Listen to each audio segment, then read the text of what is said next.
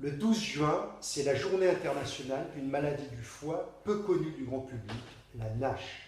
Je participe bien sûr à cette journée et j'ai d'ailleurs écrit avec Catherine Siburé un livre, Maladie de la malbouffe, c'est la NASH, qui vous éclairera et vous apprendra à vous préserver de la NASH.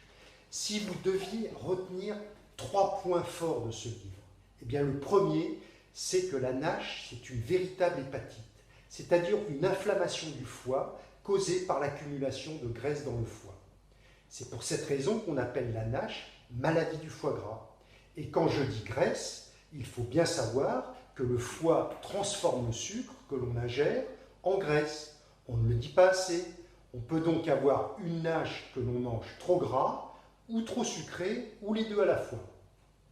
Le premier stade du foie trop gras est appelé la stéatose. Il n'est pas encore trop grave.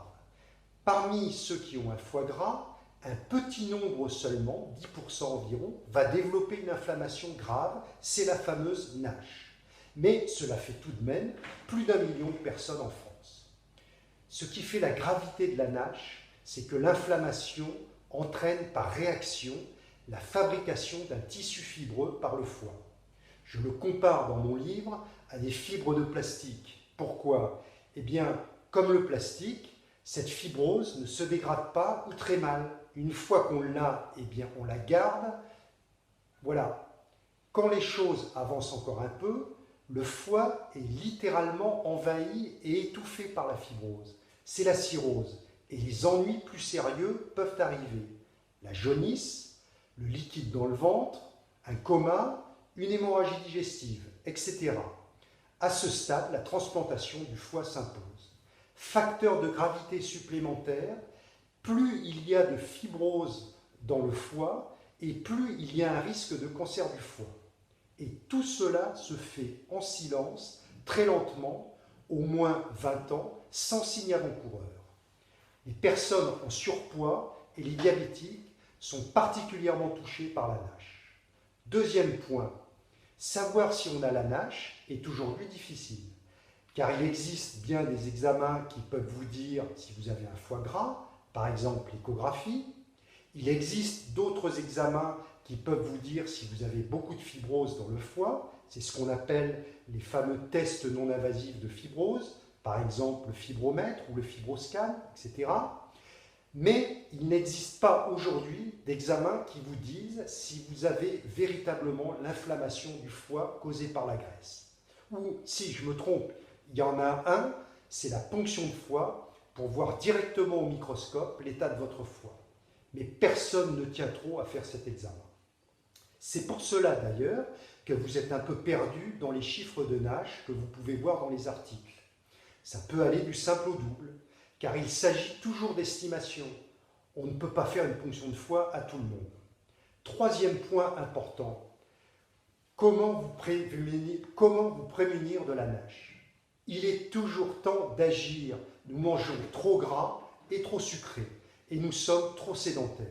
Le foie s'engraisse inexorablement et fait le lit de la NASH. Vivez sainement et faites votre révolution culinaire.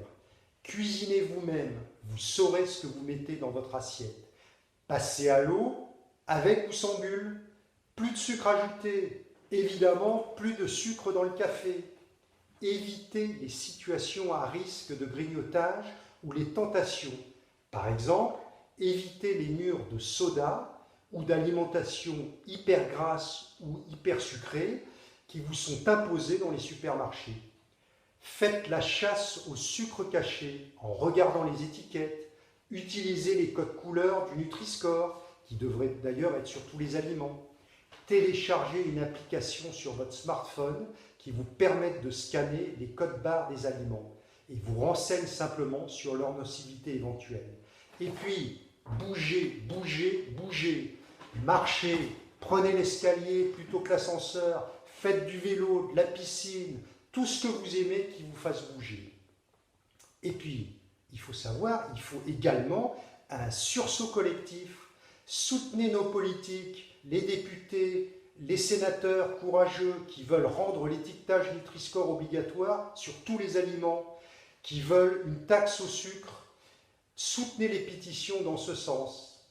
En pratique, si vous savez que vous mangez trop gras et trop sucré, que vous mangez n'importe quoi, n'importe comment, bref, que vous êtes dans la malbouffe, ou si vous êtes trop sédentaire, ou bien encore si vous êtes en surpoids, ou que vos prises de sang ne sont pas bonnes concernant le sucre, les lipides ou le bilan hépatique, ce qu'on appelle les transaminases et les gamma-GT, eh bien consultez votre médecin traitant pour discuter de ce problème avec lui.